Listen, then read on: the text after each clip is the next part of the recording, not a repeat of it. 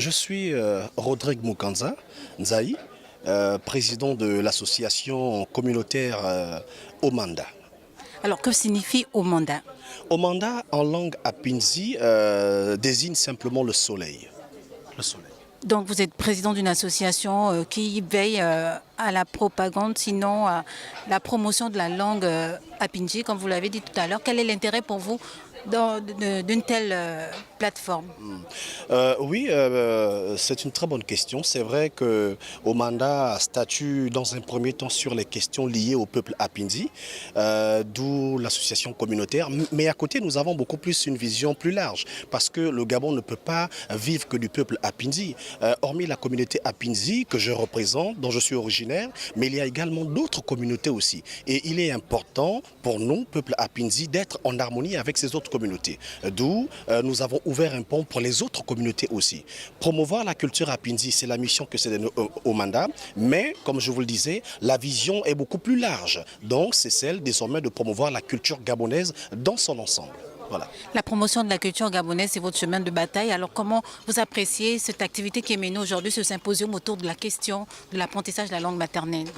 Mais l'activité tombe à point nommé. C'est un symposium que nous louons et nous disons merci aux organisateurs. Nous disons merci, chapeau à la radio-télévision Nour qui a permis à ce que nous puissions nous retrouver ce samedi pour en parler. Parler de quoi? Mais parler des questions liées à la culture immatérielle gabonaise. La culture immatérielle gabonaise, c'est quoi? Eh bien, ce sont nos langues aujourd'hui. Et il est important, effectivement, que nous puissions en parler, emmener le débat sur la table. La table de quoi? Sur la table, eh bien, des décideurs, des communautés. La table des responsables, des familles. Parce que c'est vrai que dans ce symposium, les scientifiques ont évoqué un aspect assez important. Nous réclamons tous un cadre juridique pour qu'il y ait l'insertion de ces langues, l'apprentissage, je veux dire, de ces langues dans le système éducatif gabonais. Mais à côté de ça, il y a aussi la part, la responsabilité des foyers, des domestiques.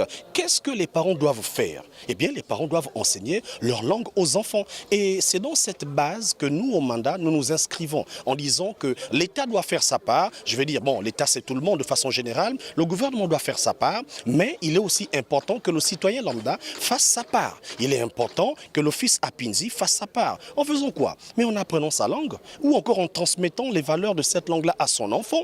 Pareil pour le fond, pareil pour le pounou, pareil pour le saké et bien d'autres. C'est le plaidoyer que nous avons simplement posé ce matin lors de ce symposium en disant nous sommes très d'accord avec le fait que l'État doit trouver des voies et moyens, comme je dis, le cadre juridique pour qu'on parle de ces langues-là sur le plan national et ce dans les établissements scolaires. Mais à côté de ça, il est aussi important que nous, chefs de famille, nous puissions inculquer ces nations-là à nos enfants. Les mamans aussi doivent faire pareil. Voilà. Quelles sont les activités menées par votre association justement pour la promotion de ces langues? Bon, déjà, l'association, elle est toute jeune, elle est naissante et cette activité reste pour nous comme une sorte d'activité officielle. Mais à côté de cette activité, nous avons tout un programme annuel que nous avons déjà élaboré. Et nous avons sur nos tables dans le programme d'activité 2019, en ce qui concerne au mandat que je représente, nous avons des campagnes de sensibilisation à mener sur toute la plateforme, je veux dire, dans l'ensemble du territoire national. Nous irons dans les établissements primaires, établissements secondaires. Nous irons dans les administrations, dans le cadre professionnel. Parce qu'en même temps, nous interpellons les enfants, les jeunes, mais en même temps aussi, nous devons aussi interpeller les pères et les mères qui se trouvent dans certaines administrations, dans le cadre professionnel, en un mot, je veux dire. Et c'est beaucoup plus ce dont nous allons nous appuyer cette année, la sensibilisation pour aller dans la prévention. Parce que pour que les gens prennent conscience de ces faits-là, de la disparité de certaines langues, il faut en parler, il faut aller vers eux, il faut les toucher, il faut parler à leur cœur. S'il faille juste organiser de telles rencontres, c'est déjà ça, mais ce n'est pas suffisant. Et pour que le message soit bien entendu, pour que les gens arrivent à prendre conscience de l'impact de ce que nous sommes en train de faire, eh bien, il faut simplement aller les rencontrer. Mubenda omambe asera pinzi tosambe longo tubwaninde bota aseditete tonenge anaso longo nyaso. Tonenge ana longo nyaso. Dikala diaso. Dindiwe. Okayo dikala. Todi sala dindako. Todi peka di pono. Todi peka di l'école. Mais ana wanenga. Wabona mindumba. Mais longo rapinzi. Longo nitsuba.